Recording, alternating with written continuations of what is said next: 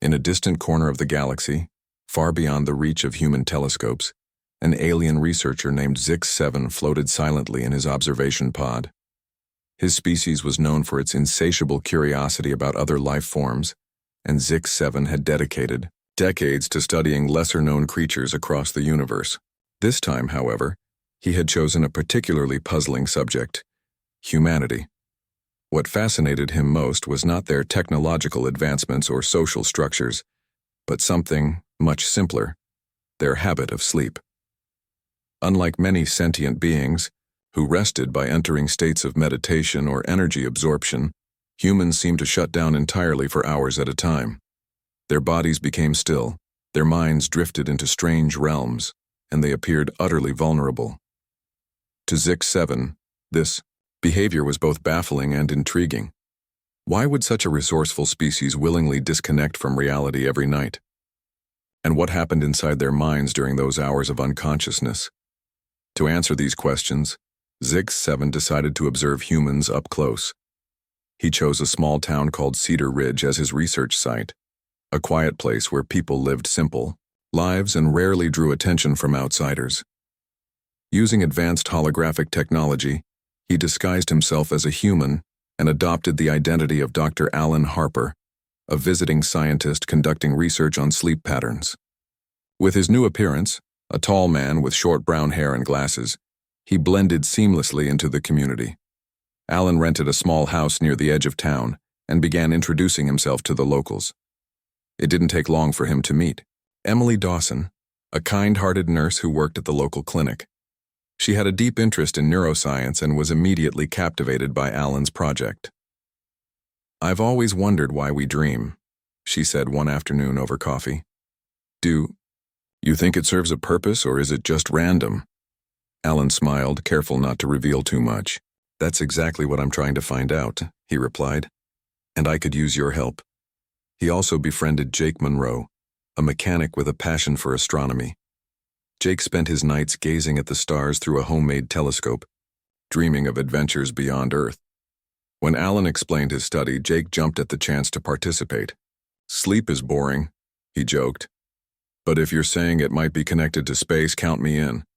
With Emily and Jake's assistance, Alan set up a makeshift lab in his home. He used non-invasive sensors to monitor brain activity, heart rates, and muscle movements while his subjects slept.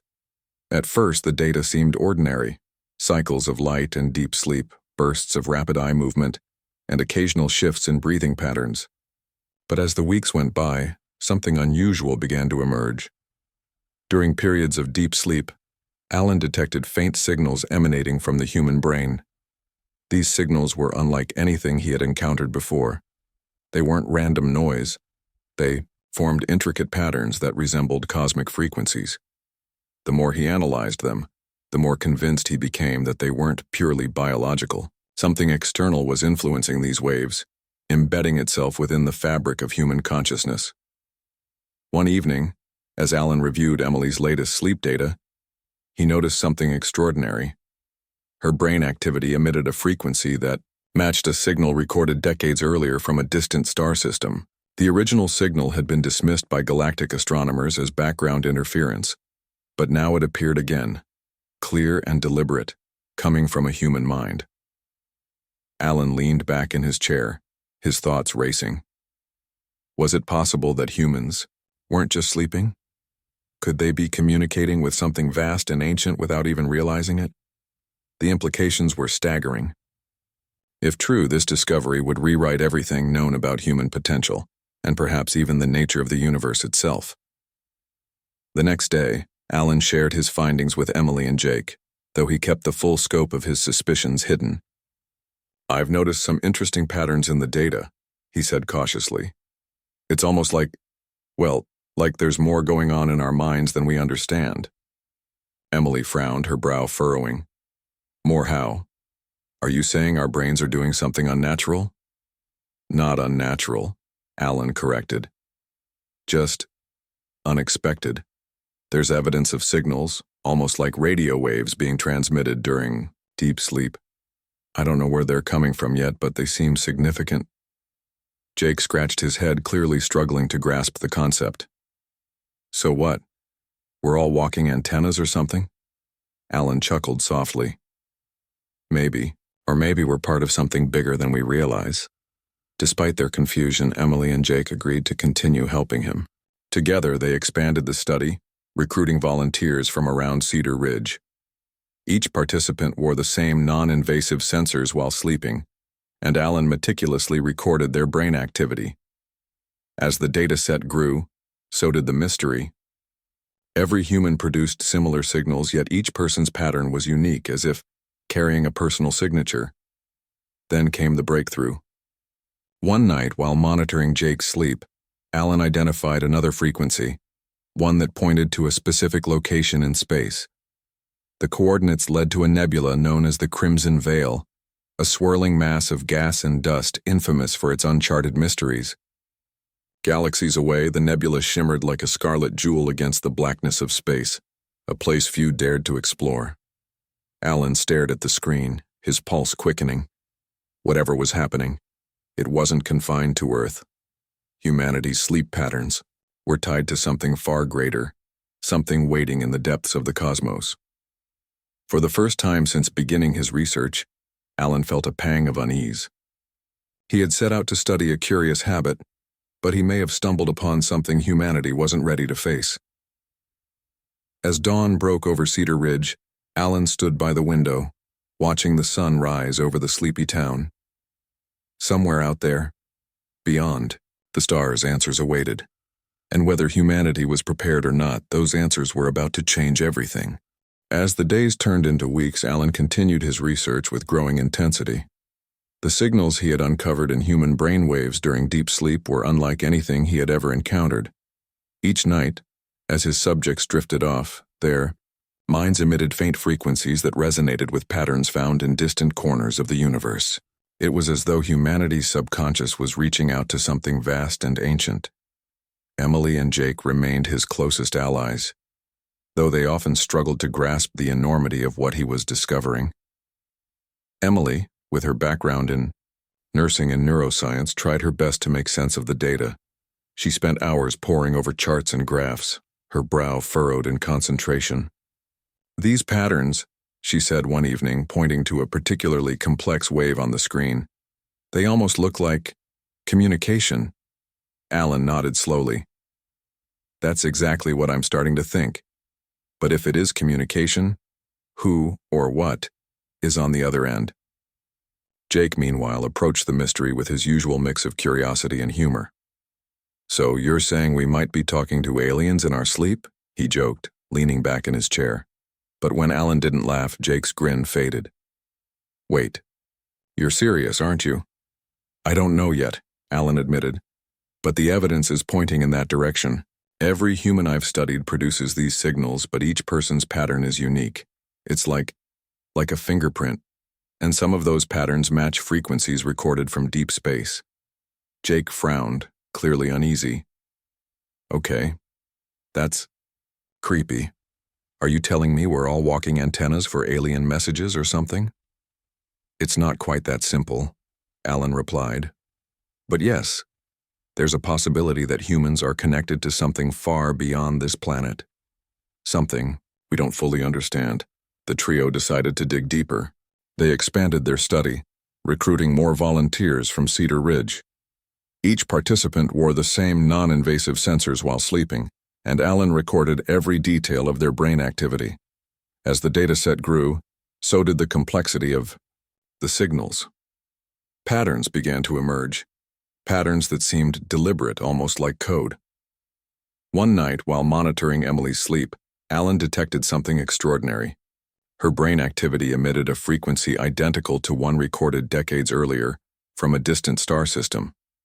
The original signal had been dismissed by galactic astronomers as background noise, but now it appeared again, clear and unmistakable, coming from a human mind. Alan stared at the screen, his heart pounding. He replayed the recording, double-checking his equipment to ensure there was no error. But the results were undeniable. Emily's brain was producing a signal that matched a cosmic frequency originating light years away. When Emily woke up the next morning, Alan hesitated to tell her. How could he explain something so bizarre without sounding like he'd lost his mind? Finally, he decided to share the basics, framing it as a theoretical question rather than a concrete discovery. Emily, he began cautiously, what if our minds aren't confined to our bodies? What if we're part of a larger network? A kind of universal consciousness? Emily tilted her head, intrigued but skeptical. You mean like telepathy or something? Not exactly, Alan said. More like a connection to something bigger, something ancient. Jake chimed in, his tone light-hearted but tinged with unease. You're saying we might be psychic? Space travelers in our sleep? That's wild. Alan forced a smile. It sounds crazy, I know, but the data doesn't lie. There's something here, something important, and I think it's tied to that nebula, the Crimson Veil. The mention of the nebula sent a shiver down Emily's spine. She had read about it before, a swirling mass of gas and dust located in a remote corner of the galaxy. Astronomers had long speculated about its mysteries, but no one had ever ventured close enough to investigate. What do you think is out there? She asked softly. I don't know, Alan admitted. But whatever it is, it's trying to communicate, and somehow humanity is part of that conversation. As the days passed, strange things began happening in Cedar Ridge. Residents reported vivid shared dreams of floating among stars and hearing whispers in languages they couldn't understand. Some claimed to wake up feeling different, as though they had touched something vast and incomprehensible. At first, Alan dismissed these stories as coincidence, but as the reports piled up, he realized the phenomenon was spreading. One evening, Emily confronted him after noticing changes in herself. I've been having these dreams, she confessed. They feel so real, like I'm actually there. And sometimes I hear voices, soft, distant voices. Do you think it has something to do with your research? Alan hesitated, torn between honesty and caution. Finally, he decided to reveal fragments of the truth. I think humans have always been connected to something greater, he said carefully. Something out there in the stars. My experiments may have awakened that connection prematurely. Emily's eyes widened. You mean, you caused this? No, Alan corrected quickly. I didn't create it. I just uncovered it. Whatever's happening, it was already there, waiting to be noticed. Jake, overhearing their conversation, joined them at the table. So what are we dealing with here? Aliens? Ghosts? Cosmic Wi-Fi? Alan sighed, running a hand through his hair. I don't have all the answers, but I do know one thing. Humanity isn't alone. And now, thanks to my work, whatever's out there knows we exist. The weight of his words hung heavy in the air. Emily looked at him, her expression a mixture of fear and wonder. What happens next? She asked quietly. I don't know, Alan admitted. But we need to be ready. Whatever's coming, it's going to change everything. As the sun set over Cedar Ridge, casting long shadows across the town, Alan felt a pang of unease. He had set out to study a curious habit, but he had uncovered something far greater and far more dangerous.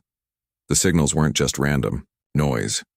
They were a call, a message from something ancient and powerful, and now humanity was waking up to answer it. Little did they know, the awakening had only just begun. The strange occurrences in Cedar Ridge grew more frequent as days turned into weeks. People began sharing stories of vivid dreams that felt eerily real, dreams where they floated among stars and heard whispers in languages no one could decipher.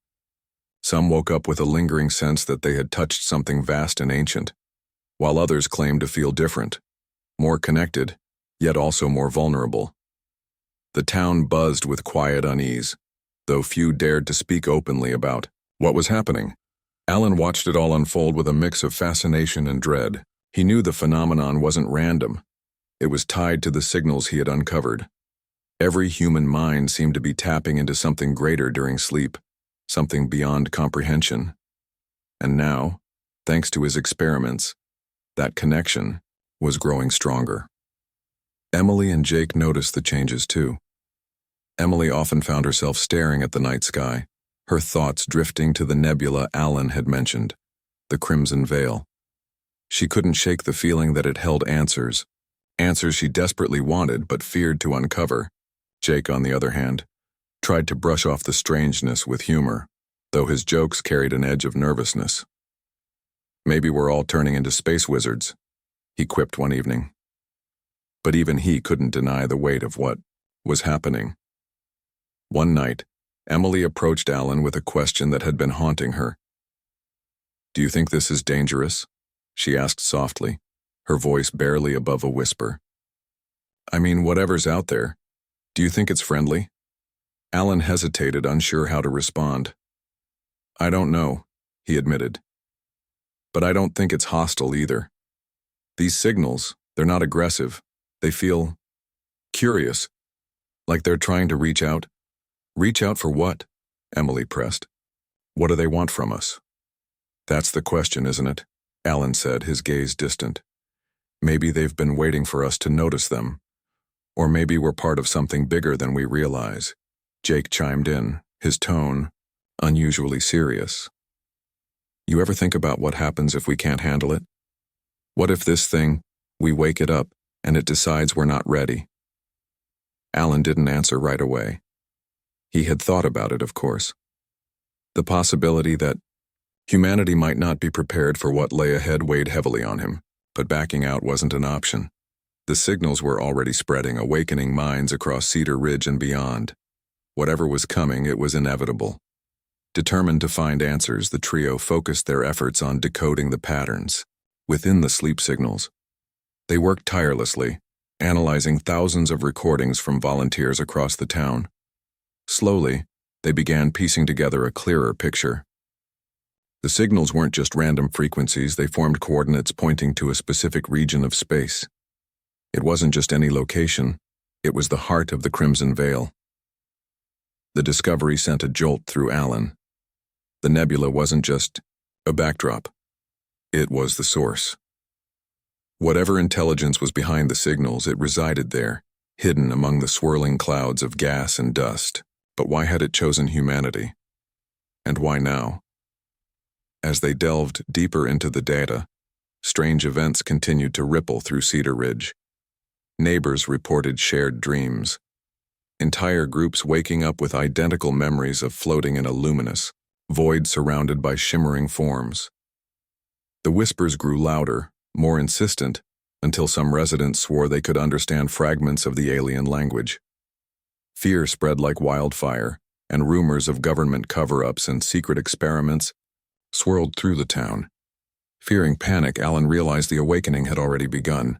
Humans were starting to tap into whatever entity awaited in the Crimson Veil, and it was responding. The connection was no longer one-sided. Something out there was reaching back. Emily confronted Alan one evening, her frustration boiling over. "You've been holding things back," she accused, her arms crossed tightly over her chest. "This isn't just science anymore. Whatever you've uncovered is changing people." Alan sighed, knowing she was right. "I didn't mean to keep secrets," he said. "But I didn't want to scare anyone before I understood what we were dealing with." "So tell me now," Emily demanded. "What are we dealing with?" Alan took a deep breath, choosing his words carefully. "The signals aren't natural. They're artificial, originating from an intelligence far older than humanity. And now, because of my experiments, that intelligence knows Earth exists." Emily stared at him, her face pale. "You're saying aliens know about us? Because of you?" "I'm saying they probably always knew," Alan corrected. "But now they know we're aware of them. That changes everything." Jake, who had been listening silently, let out a low whistle. "So what's next? Do we call NASA? The president? Or do we pack our bags and head for the hills?" "We prepare," Alan said firmly. "We decode the rest of the signals and figure out what they're trying to say. If we can communicate back, maybe we can control how this unfolds." Emily nodded slowly, though her expression remained troubled. "And if we can't?" "Then we face it together," Alan replied.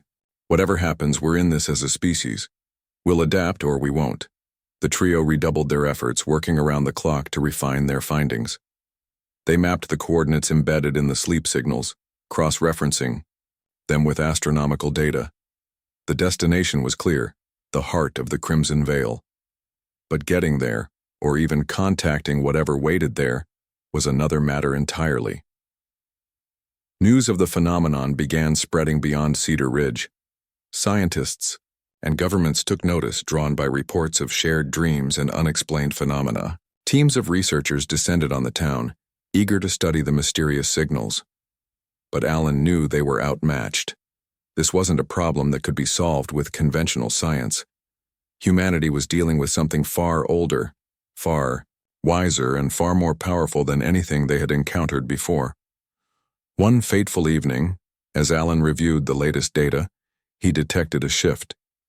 The signals were growing stronger, more coherent. It wasn't just humans reaching out anymore. The entity in the Crimson Veil was responding. He called Emily and Jake to the lab, his voice tense with urgency. "It's happening," he said. "They're answering." "What does that mean?" Jake asked, his usual bravado replaced by genuine fear. "It means we're running out of time," Alan replied. "Whatever's coming, it's close." The three of them gathered around the monitors, watching as the patterns on the screen shifted and pulsed with newfound intensity. For the first time, Alan allowed himself to hope. Maybe humanity wasn't stumbling blindly into the unknown. Maybe they were being invited to join, to learn, to grow. As dawn broke over Cedar Ridge, casting golden light across the sleepy town, Alan felt a strange sense of calm. The journey ahead would be perilous, but it was also full of possibility. The galaxy was waking up, and humanity stood on the brink of discovery. Little did they know, the greatest revelation was yet to come. The world changed on a single night. Across the globe, billions of people experienced the same dream, a vivid, shared vision that felt more real than waking life. In the dream, humanity stood together on a luminous plain surrounded by shimmering forms that pulsed with light. The air hummed with energy, and a voice echoed in every mind, not in words, but in emotions and images. It conveyed gratitude for being noticed after eons of silence, and offered knowledge unimaginable to mortal minds, if humanity proved worthy. When the dream ended, chaos erupted. Religious leaders declared it divine intervention, while skeptics dismissed it as mass hysteria. Governments scrambled to make sense of what had happened, launching investigations and convening emergency meetings. News outlets broadcast endless debates. Scientists argued over explanations, and ordinary people struggled to process the experience. Some claimed the dream was proof of life after death. Others saw it as evidence of alien contact, and a few believed it was a collective hallucination brought on by stress or environmental factors. Amidst the turmoil, Alan knew the truth. The entity in the Crimson Veil wasn't just observing, it was responding. Humanity's awakening had reached a tipping point, and now the galaxy watched to see how Earth would react. Emily and Jake were shaken by the event. They had suspected the signals were leading somewhere extraordinary, but nothing could have prepared them for the reality of a global phenomenon. Emily spent hours replaying fragments of the dream in her mind, trying to decipher its meaning. "It felt so alive," she said one evening, her voice trembling. "Like we weren't alone anymore." Jake, ever practical, tried to ground himself in logic. "Okay, so we all had the same dream. Big deal. Dreams are just brain stuff, right? This doesn't mean aliens are real." "It wasn't just a dream," Alan corrected gently. "It was communication. Whatever's out there, it reached out to us directly. And now, it's waiting for our response." Emily turned to him, her eyes wide.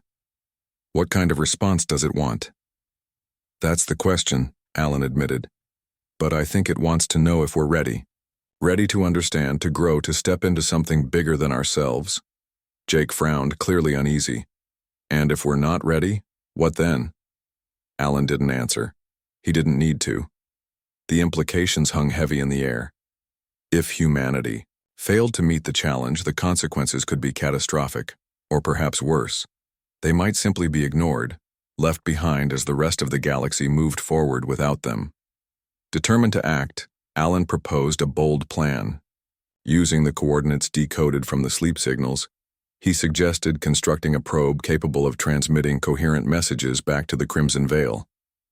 The idea was risky. Sending a signal into deep space carried no guarantee of success, and there was always the chance of attracting unwanted attention. But doing nothing seemed even more dangerous. With Emily and Jake's help, Alan pitched the idea to a team of scientists who had arrived in Cedar Ridge to investigate the phenomenon. At first, the researchers were skeptical, dismissing the proposal as speculative at best. But when Alan presented his data, charts, graphs, and recordings showing the undeniable connection between human brainwaves and cosmic frequencies, they began to take notice. "This is unprecedented," one scientist said, shaking his head in disbelief. "If what you're saying is true, we're looking at proof of extraterrestrial intelligence. And not just intelligence," Alan added. "An intelligence that's been watching us and waiting for a very long time." The decision to build the probe was made quickly, driven by urgency and curiosity. Engineers worked around the clock assembling components and testing systems. The device was simple yet advanced, designed to transmit a message encoded in both mathematical patterns and emotional resonance, a combination Alan hoped would bridge the gap between species. The message itself was straightforward. "We hear you. Who are you?" Days turned into weeks as the world waited anxiously for a reply. The probe traveled silently through the void, carrying humanity's tentative greeting toward the heart of the Crimson Veil. Meanwhile, life on Earth continued in a state of suspended tension. People went about their daily routines, but the shared dream lingered in their thoughts, a reminder of how small and fragile they were in the vastness of the cosmos. Then, one night, the skies lit up with an ethereal glow. Ships descended, not warships but vessels radiating peace and wisdom. Their occupants, luminous beings resembling liquid light, introduced themselves as the architects, creators of countless civilizations scattered throughout the stars. The architects explained that humanity had always been part of their grand experiment. By embedding fragments of their consciousness in human DNA, they hoped to foster growth and evolution. Now, awakened prematurely due to Alan's meddling, humanity stood at a crossroads. They could embrace their role as stewards of universal knowledge or retreat into ignorance. Emily confronted Alan after the meeting, her emotions raw. "You've changed everything," she said, tears streaming down her face. "For better or worse, we'll never be the same." "I know," Alan replied softly. "But change isn't always bad, sometimes it's necessary." Jake joined them, his usual humor replaced by quiet awe. "So what now? Do we trust these guys or do we run for the hills?" "We trust them," Alan said firmly. "Because running won't save us, not this time." Under Alan's guidance, Earth embraced the opportunity. Cities transformed into hubs of interstellar diplomacy, and humanity embarked on a journey of enlightenment. Though challenges lay ahead, the galaxy watched in awe as a once obscure species stepped onto the cosmic stage. And so, the quiet researcher, who came to study human sleep, became the catalyst for a revolution that would forever change the course of galactic history. The arrival of the architects marked the beginning of a new era for humanity. Their ships, glowing with an otherworldly light, hovered silently above major cities across the globe. The beings themselves were unlike anything humans had imagined. Forms of liquid light that shifted and shimmered, exuding a sense of calm and wisdom. They communicated not through words but through emotions and images, their messages resonating directly in the minds of those who encountered them. At first, fear rippled through the population. People had seen enough science fiction to know that contact with alien life rarely ended well. But the architects made no demands, issued no threats. Instead, they offered knowledge about the universe, about life, and about humanity's place within the grand tapestry of existence. It was up to Earth to decide whether to accept or reject their gift. Alan, Emily, and Jake found themselves at the center of the unfolding events. As the ones who had uncovered the initial signals and facilitated humanity's awakening, they were invited aboard one of the architect vessels. Inside, the air felt thick yet comforting, as though the ship itself was alive and aware of their presence. The architects greeted them warmly, their luminous forms pulsing with colors that seemed to convey reassurance and curiosity. "We have waited long for this moment," one of the architects said, its voice resonating in their minds like a gentle, "Your species has always carried fragments of our consciousness within you. Now, awakened, you stand ready to join the cosmic community." Emily struggled to process the enormity of what she was hearing. "You've been inside us all along?" she asked, her voice trembling. "Why?" "To guide your evolution," the architect replied, "to plant seeds of understanding that would grow over time. You are not alone in this journey. Countless civilizations have walked similar paths under our watchful care." Jake, ever skeptical, couldn't help but interject. "So what? You're gods or something?" The architect emitted a soft ripple of light, almost like laughter. "No, we are not gods. We are builders, creators, stewards of the universe. Our purpose is to nurture life, to help it flourish and expand. Your awakening is proof that you are ready, or nearly so." Alan stepped forward, his expression thoughtful. "What happens next? What do you expect from us?" "That depends on you," the architect said. "We offer knowledge, tools, and guidance, but the choice to use them wisely rests with you. Will you embrace growth, or will you retreat into fear?" The trio exchanged uneasy glances. The responsibility weighed heavily on their shoulders. They weren't leaders or politicians, they were just ordinary people caught up in extraordinary circumstances. Yet here they were, representing humanity's first steps into a larger universe. Back on Earth, reactions to the architects varied wildly.